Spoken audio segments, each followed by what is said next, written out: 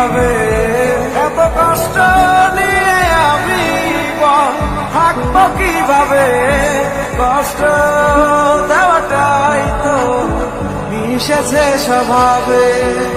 সেদিন ঘুমিয়ে গিয়েছিলাম কাঁদতে কাঁদতে, সে হয়তো সুখেই ছিল হাসতে হাসতে। সেদিন ঘুমিয়ে গিয়েছিলাম কাঁদতে কাঁদতে, সে হয়তো সুখেই ছিল হাসতে হাসতে।